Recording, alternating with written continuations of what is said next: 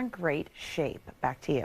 Aaron, thank you. Another train derailment has led to the evacuation of residents in Minnesota. The accident happened early yesterday morning in the small town of Raymond, roughly 100 miles west of Minneapolis. Several of the cars were carrying ethanol and corn syrup before catching fire.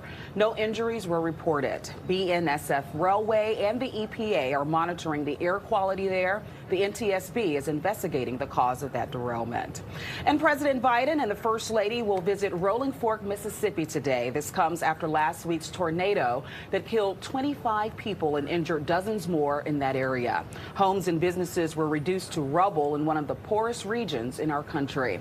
Mr. Biden is expected to meet with the first responders and state and local officials. Lawmakers are in a heated debate over President Biden's proposed budget for fiscal year 2024.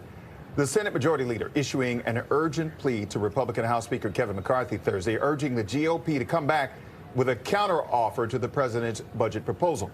But Republicans argue the president's plan costs too much. The debate continuing as a new Fox poll shows 90% of voters are worried about inflation. The House adjourned today without producing a budget proposal. They'll be back in 2 weeks. House Republicans have successfully passed a major energy bill in a 225 to 204 vote, receiving some bipartisan support from 4 Democrats. While the bill, H.R. 1, is likely to not go far in the Senate, GOP lawmakers say the legislation would help in lowering energy prices. H.R. 1 accelerates reviews for drilling permits and the construction of pipelines. It also curbs the president's power to restrict fracking. If the legislation fails in the Senate, some GOP members have suggested attaching drilling permits to the debt ceiling later this summer. The president of Taiwan's visit to New York Thursday reignites tensions between the U.S. and China. U.S. officials are downplaying President Tsai's Ing-wen's trip since she will not be meeting with the Biden administration. Tsai is expected to meet with the House Speaker Kevin McCarthy in California after her trip from Central America. China sees Taiwan as part of its territory and is threatening retaliation if that meeting does take place.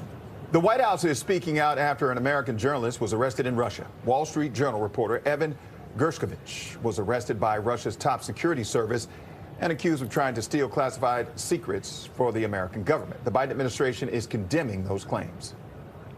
These espionage charges are ridiculous. The targeting of American citizens by Russian government is unacceptable. We condemn the detention of Mr. Gershkovich in the strongest terms. Gershkovich's arrest is the first time an American journalist has been held on espionage charges in Russia since the Cold War.